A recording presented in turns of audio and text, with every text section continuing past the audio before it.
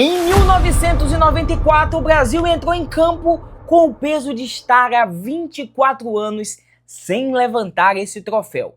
Em 2026, a história assusta, porque o relógio marca exatamente o mesmo tempo.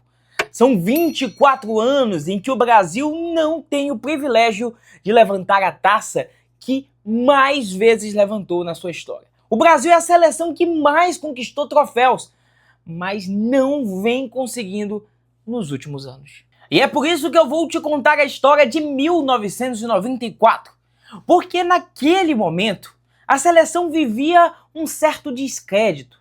Um descrédito porque o título não vinha, algo parecido com o que a gente vive hoje. E aquele momento ensinou o Brasil que a nossa seleção nunca está perdida. Ela sempre encontra um jeito de voltar aos tempos de glória. E é sobre isso que a gente vai falar nesse vídeo. Não esquece de deixar o teu like, se inscrever no canal e vir junto com a gente mergulhar na história de 1994, o tetracampeonato da seleção brasileira. E cara, eu vou te contar uma coisa, já vai bater uma ansiedade e lembrar de alguns aspectos que se assemelham com a temporada que a gente pretende fazer em 2026 e com o título que a gente quer e vai em busca do Hexa. Depois daquela geração de 1970, do tricampeonato, do Pelé e de vários outros craques que marcaram história e que conquistaram o coração de brasileiros e de torcedores do mundo afora, parecia que o Brasil tinha esquecido uma coisa: como levantar a taça de campeão do mundo. E isso, com toda certeza, ficava martelando na cabeça dos torcedores brasileiros. Tem o Brasil desaprendido a ser campeão da Copa? Cara, isso não acontecia.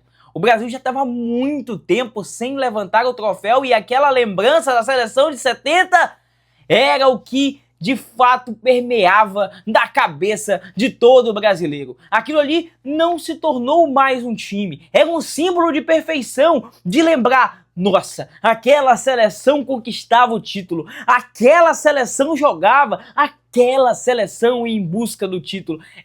Que saudades. Pô, cara, esse sentimento é o que tornava cada vez mais difícil ficar tanto tempo sem levantar um troféu. Principalmente depois de 74, 78 não terem vindo títulos, mas com toda certeza, a seleção de 1982 que simplesmente deixou todo mundo boquiaberto por não ter conquistado o troféu. Cara, a Canarinho jogava muito naquela temporada. Era um time de Zico, era um time de Sócrates, era um time de muitos craques, mas que não conseguiu levantar o troféu numa Copa em que ninguém acreditava. Ninguém acreditava que era possível o Brasil não ser campeão com aquela seleção. Em 86, uma nova frustração. Em 90, uma seleção que não jogava o futebol daquele jeito que o torcedor esperava. E cara, talvez perder para Argentina de Diego Maradona fosse a coisa que mais doeu no coração do torcedor canarinho. Ver a seleção brasileira eliminada pela Argentina é algo que, cara, marca, dói, mas tinha que ser transpassado.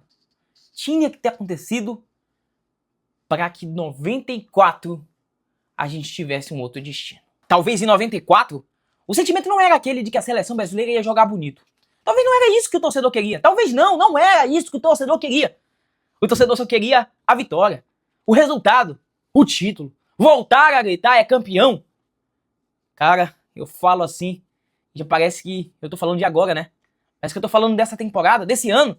Mas não, a gente tá falando de 1994. A seleção de Parreira foi muito criticada antes de ser amada.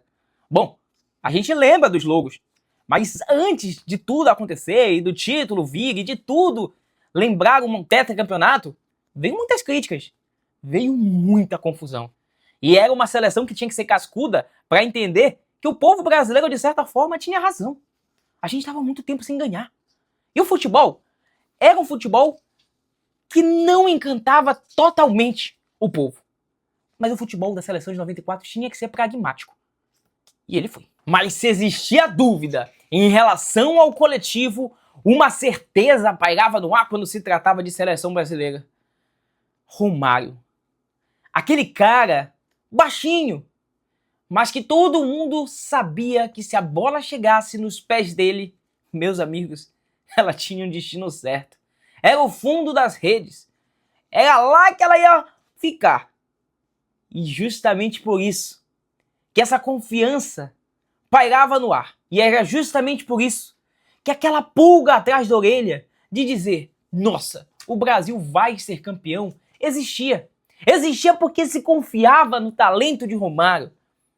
Se confiava no Brasil comandado, ou melhor, no Brasil embalado por Romário. Talvez dê até para dizer que o Romário não parecia alguém que achava que ia ser campeão, que tentaria ser campeão.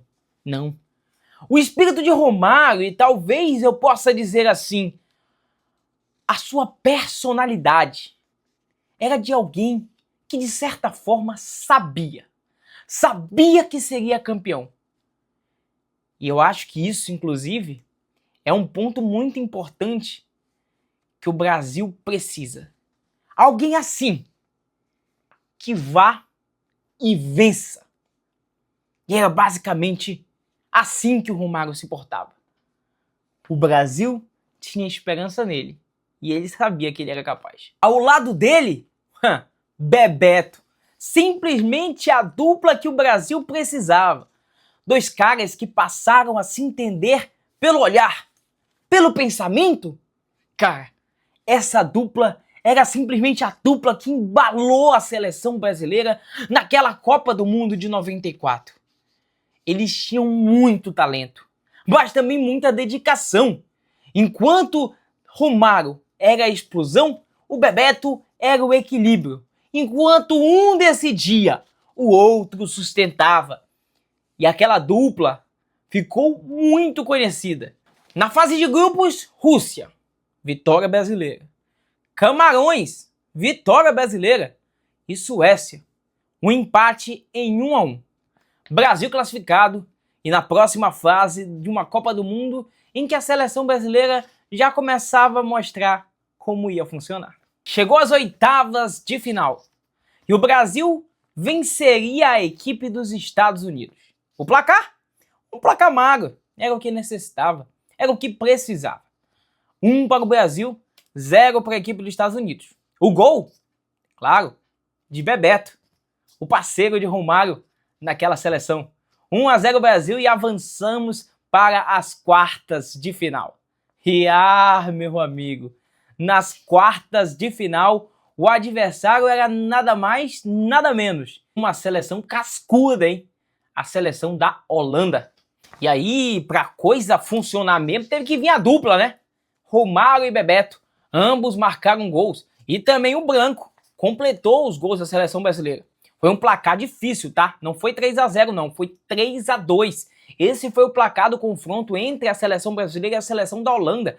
Um confronto complicado, que mostra já um histórico de complicação desse adversário, né?